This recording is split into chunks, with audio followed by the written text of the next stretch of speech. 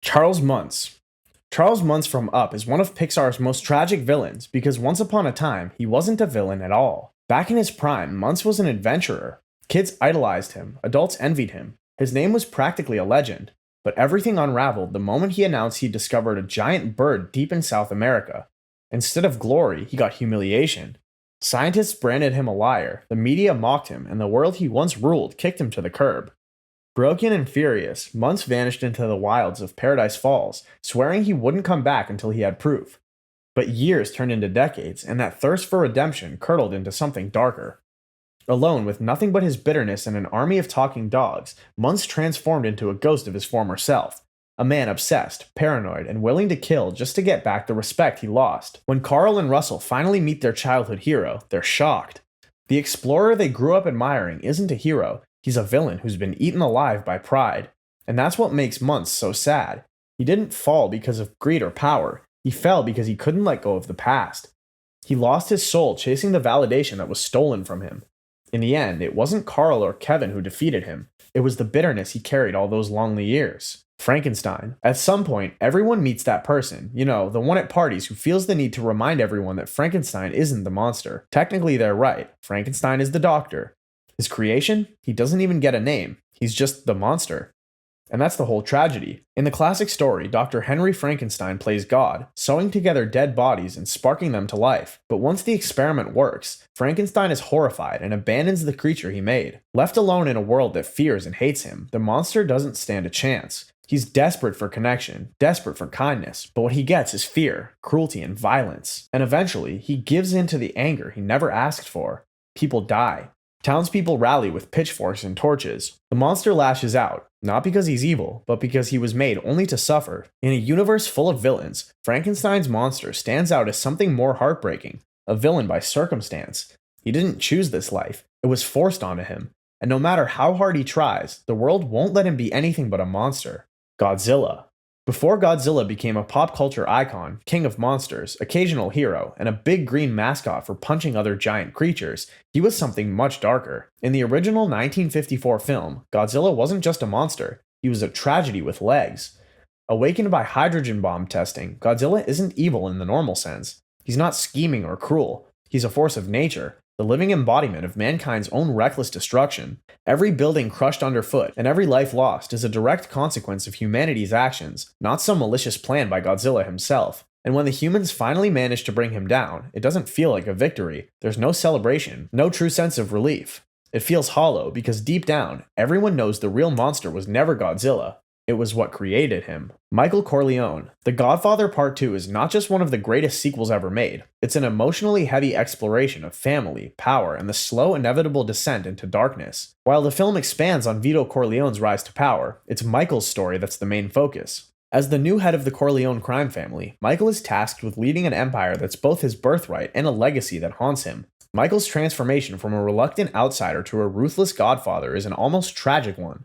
Played masterfully by Al Pacino, Michael is a man of conviction. He has his reasons, but those reasons never fully justify the horrors he willingly chooses. His journey is less about becoming evil and more about losing his humanity bit by bit. Every choice he makes, every betrayal he commits, is a step further from the man he once was. The true tragedy of Michael is in how easily he slips into villainy. You can pinpoint the moment where he crosses the line, but the film doesn't force an answer.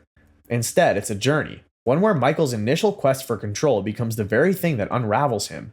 His story is a tragic one, highlighting the personal costs of power, costs Michael is all too willing to pay, even as they tear him apart from the inside out. John Kramer. The Saw series kicks off with a surprisingly restrained approach compared to what it would become, particularly when it comes to the grotesque and often excessive nature of its later installments. The original 2004 Saw film isn't nearly as gory as some of its sequels, but it establishes something crucial right away: the deadly traps and the psychological tension that will define the franchise.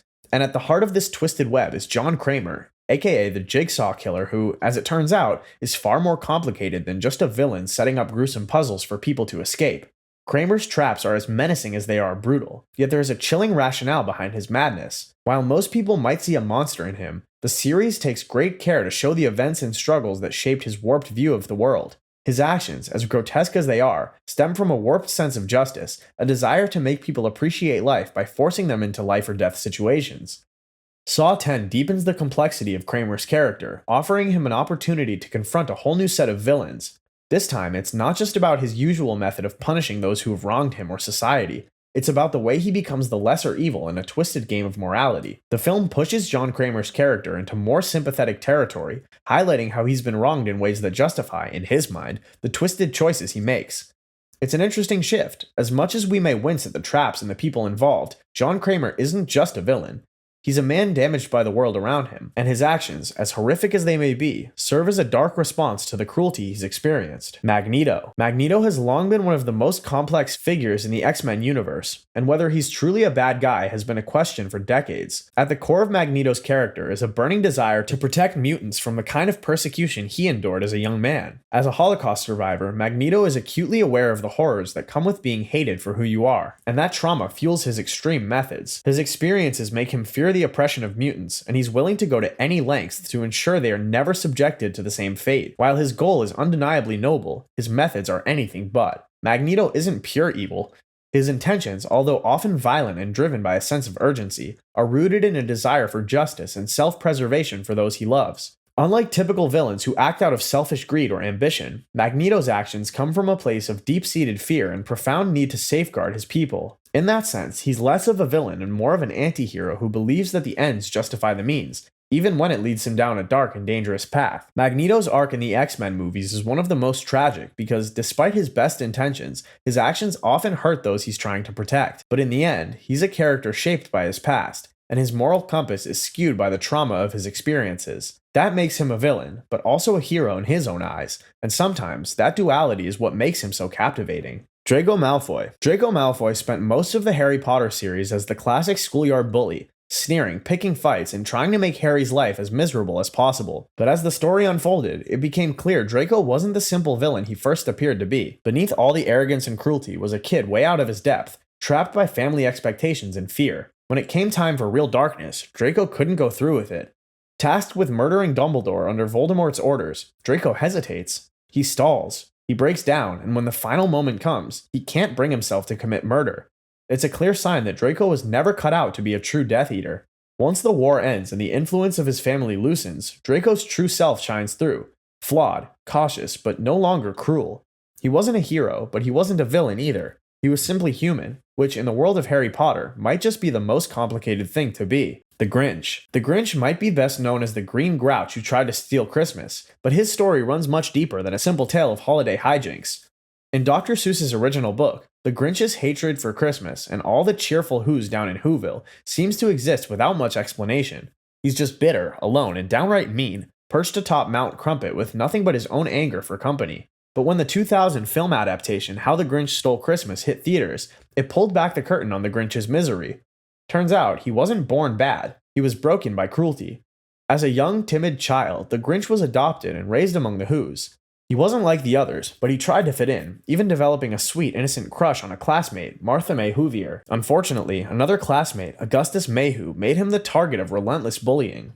One especially cruel prank during a Christmas gift exchange humiliated the Grinch so badly that he fled into the mountains, vowing to never open himself up to pain again. The bitterness that followed wasn't born out of evil, it was born out of heartbreak. At his core, the Grinch isn't really a villain. He's someone who tried once, got hurt, and decided it was safer to push the world away. His attempt to steal Christmas was never really about hatred for the holiday. It was about punishing the people who made him feel unwelcome, and that's what makes his eventual redemption so powerful.